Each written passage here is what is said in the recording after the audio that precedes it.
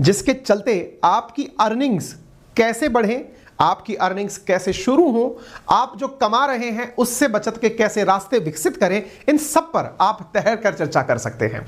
आज के सेशन में जब मैं आपसे यह कहता हूं कि मैं पैसे कैसे बचाऊं, तो आपका एक बहुत ही बट ऑब्वियस प्रकार का रिएक्शन होता है, पहले कमाने का तो तरीका बता दो, कमाना कैसे है, बचत तो बाद में कर लेंगे। बहुत सही, मैं आपको बताता हूं कि आप सभी इस समय कुछ ना कुछ प्रकार से फाइनेंशियली इन्वॉल्व हैं अपनी दिनचर्या में, बस आपको रियलाइज नहीं है।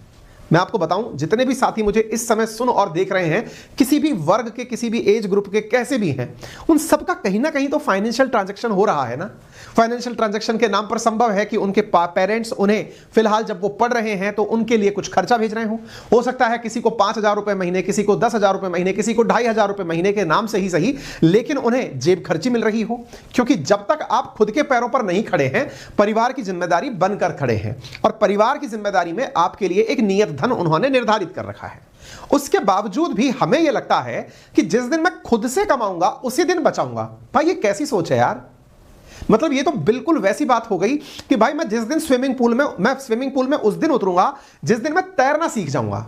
मुसीबत यह है कि तैरना व्यक्ति पानी में गिरकर ही सीखता है या पानी में घुसकर ही सीखता है। अब हमारी ये जो सोच है ना कि मैं स्विमिंग सीख करके ही तालाब में उतरूंगा, ये तब तक संभव नहीं है जब तक हम पानी का स्नान कर कर डूबकर ना करें।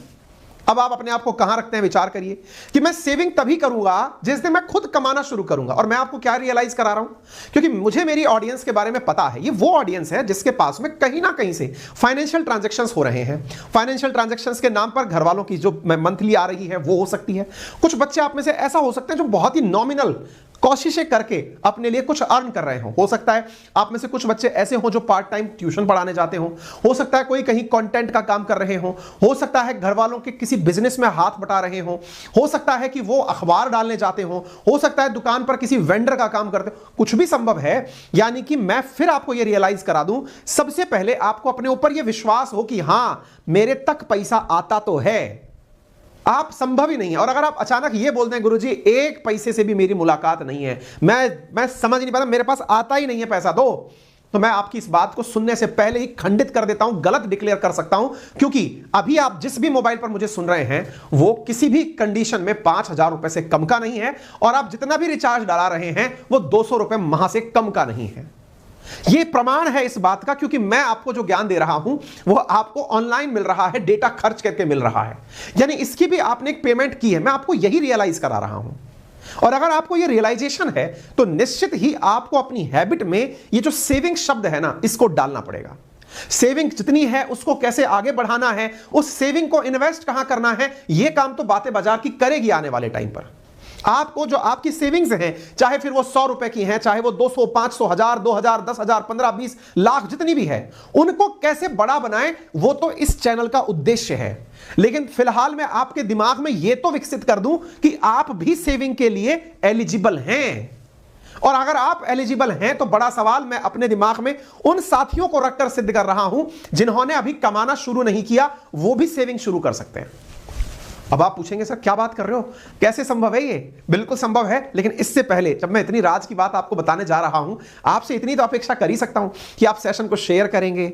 चैनल आपका अपना है तो इसे लोगों से सब्सक्राइब भी करवाएंगे, आप भी सब्सक्राइब करेंगे, और वीडियो निश्चित ही जब आपने इतनी देर सुन लिया है तो लाइक कर देंगे, क्योंकि मुझे विश्वास है कि आप अपनी तरफ से एक सेविंग हमारे लिए भी करेंगे, और वो है आपके सब्सक्राइब करने और लाइक करने की। चलिए तो शुरू करते हैं, आपको बताते हैं क्या क्या कर सकते हैं आप, पैसे की बचत कैसे शुरू कर सकते हैं आप में से कुछ कहेंगे अजी जाइए सर थोड़ी देर में आप पिगी बैंक के बारे में ना बता दें कहीं, क्योंकि तस्वीर तो आपने गुल्लक की लगा रखी है, कहीं ये ना कह दें कि बच्चे अपने घर में जो भी बचे दूध से, जब दूध लेने जाओ 20 रुपए का, तो उसका 18 की थैली आती है, 2 रुपए बचा के लाना, उसको जाकर के पिगी बैंक में डाल देना और उससे माचिस का डब्बा अगली बार खरीद लेना है, या फिर वो 2-2 बनकर जब 20 हो जाए तब दूध की एक थैली और पी लेना। नहीं भाई, मैं ऐसा कुछ नहीं बताने वाला हूं।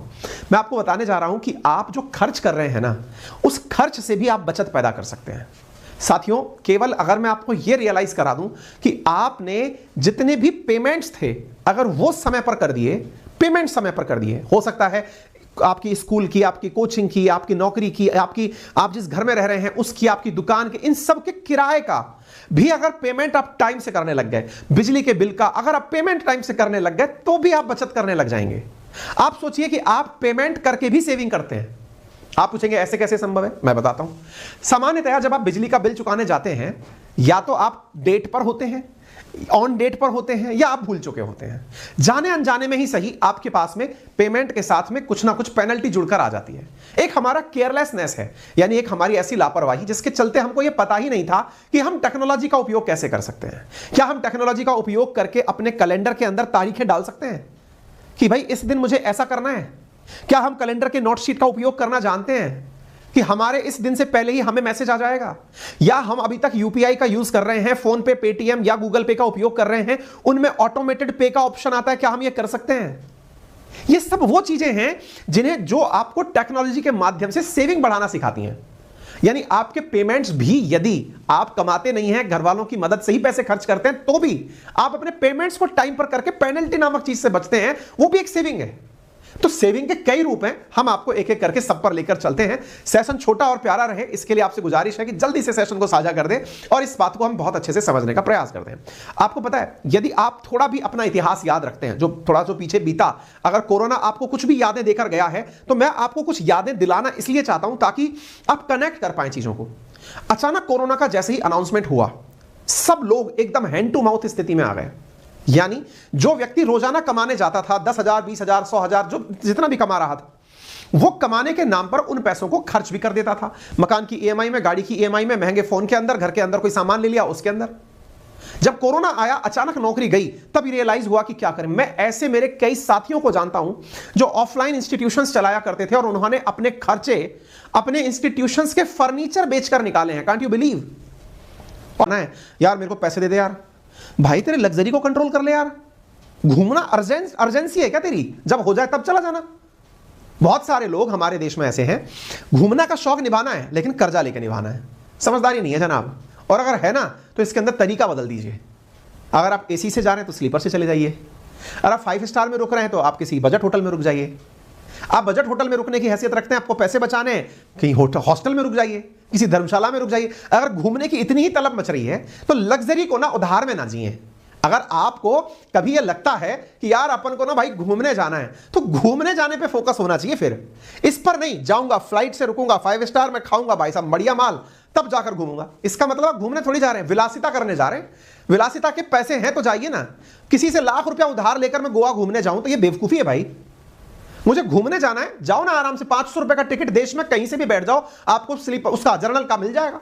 जर्नल बोगी में बैठकर आप गोवा पहुंचिए आराम से। रेलवे स्टेशन या कहीं पर भी आपको जगह ऐसी मिल जाएगी जहां रहने का खर्चा आप मुश्किल से 1000 रुपए में, क्या 5000 रुपए के अंदर पूरा 15 दिन रह लीजिए। बढ़िया व्यवस्था है, खूब सारी जगह, बहुत सारे चैरिटेबल ट्रस्ट है, रहिए, घूमिए फिरिए, बहुत कोई ना कोई आपको खाना भी खिला देगा। आप आराम से 10,000 रुपए में पूरा गोवा घूम के आ जाएंगे। लेकिन मैं तो फ्लाइट से जाएगा। तो भाई इसका मतलब यह हुआ कि आप खर्चा किसी और का कर रहे हैं और फिर उसको चुकाने के लिए जिंदगी बिता रहे हैं। ये समझदारी नहीं है, इसलिए उधार सोच समझ कर लें। एक प्रॉपर रणनीति बनाएं कि मैं कैसे इस काम को करने वाला हूं, ठीक है। और अपने आप को चैलेंज करते रहें सेविंग के नाम पर। कैसे? सेविंग के लिए अपने आप को चैलेंज ऐसे करें कि यदि मैंने लास्ट मंथ 10% की अपनी सेविंग की थी तो इस बार 20% की सेविंग करूंगा, अगली बार 30 की करूंगा। सेविंग को आप प्रमोट करें, अपने आप को चैलेंज करते रहें और अपने पैसे की पूरी तरह हिफाजत करें। पैसे की हिफाजत के लिए जितने भी प्रकार के बीमा है, जबरदस्ती का बीमा नहीं। पता चल रहा है कि फोन का बीमा भी ले लिया, चलो वो आपके नजरिए में ठीक हो सकता है, लेकिन बीमा के नाम पर ये नहीं कि साहब इसका सिस्टमैटिक इन्वेस्टमेंट प्लान है, अभी बचा लो, बाद में इकट्ठा पैसा इतना। बस दो बीमा हो गए बहुत। मर जाए तो घर वालों को कुछ मिल जाए, बीमार हो जाए तो हमको कुछ मिल जाए, इतना ही बहुत है भाई। उसके बाद हम कहीं और लगा लेंगे। तो सुरक्षा के ऊपर पूर्ण फोकस करें। मुझे पूर्ण उम्मीद है कि आप सबने इतना पेशेंस के साथ मुझे सुना है, तो अपना प्यार देने में कोई कोताही नहीं बरतेंगे। इसीलिए आप सभी का thank you for watching BBK बातें बाजार की। और अपने सेशन को इसी तरह प्यार देने के लिए तहे दिल से धन्यवाद। सेशन को लाइक एंड शेयर करना बिल्कुल भी ना भूलें। चैनल को सब्सक्राइब करें और अपनी राय कमेंट बॉक्स में हमें जरूर बताएं कि आपको हमारा यह प्रयास कैसा लग रहा है, क्योंकि आपके ही मोटिवेशन से इस कार्य को शुरू किया गया है। बहुत बहुत धन्यवाद। अपना ख्याल रखें।